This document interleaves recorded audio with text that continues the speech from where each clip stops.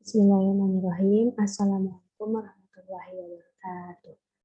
Saya Anggi Novi Astuti akan mempresentasikan mata kuliah Komunikasi Massa kelas A.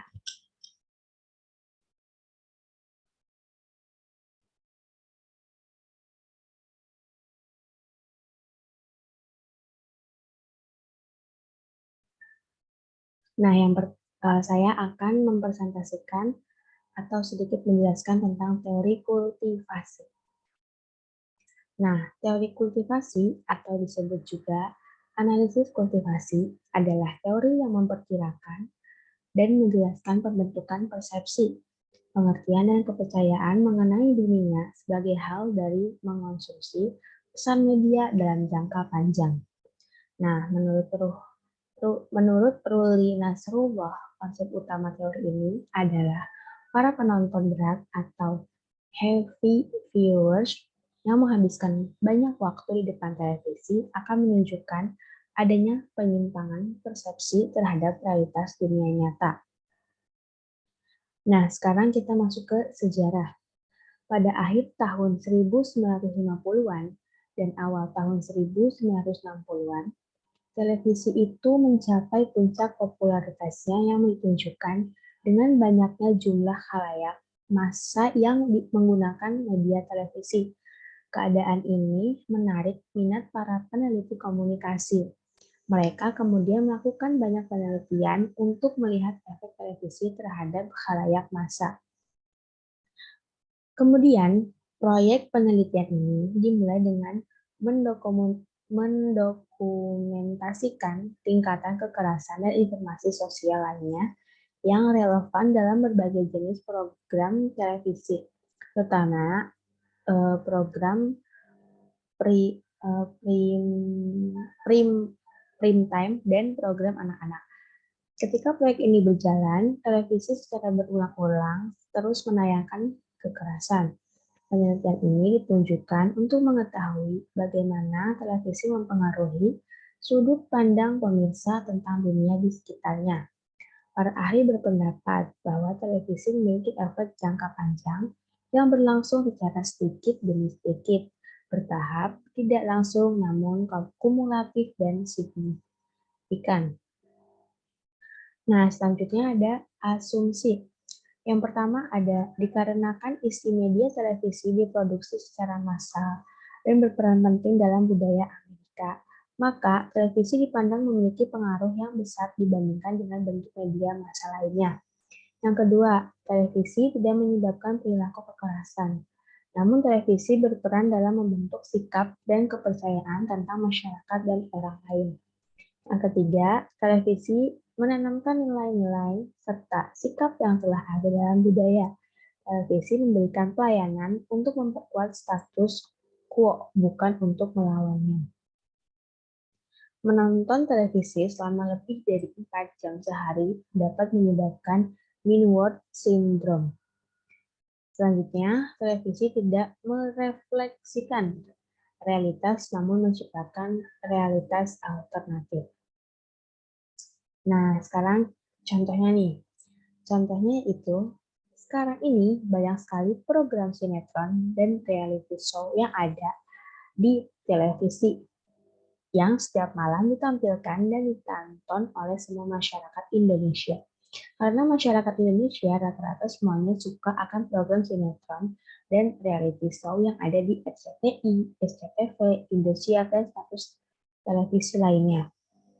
Tontonan seperti acara sinetron maupun reality show yang sering menunjukkan kekerasan, perselingkuhan, kriminal, dan lain-lain akan dianggap sebagai gambaran bahwa itulah yang sering terjadi di kehidupan realita.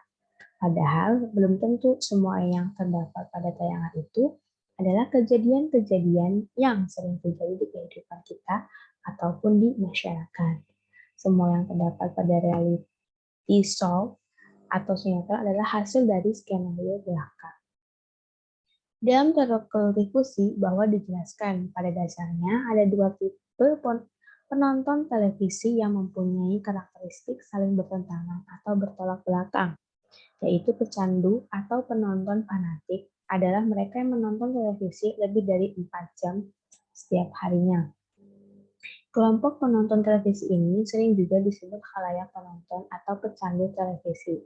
Serta dua adalah penonton biasanya, yaitu mereka yang menonton televisi jam atau kurang dalam setiap harinya. Dan di dalamnya teori kultivasi ini berlaku terhadap pecandu atau penonton fanatik.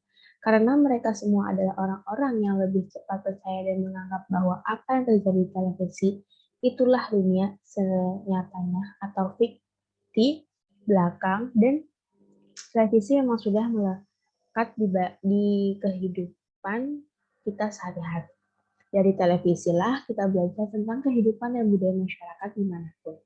Semua tayangan televisi memiliki bahasa sendiri yang dapat dipahami dengan menganalisis secara seksama terhadap terhadap suara atau gambar yang digunakan untuk menyampaikan pesan.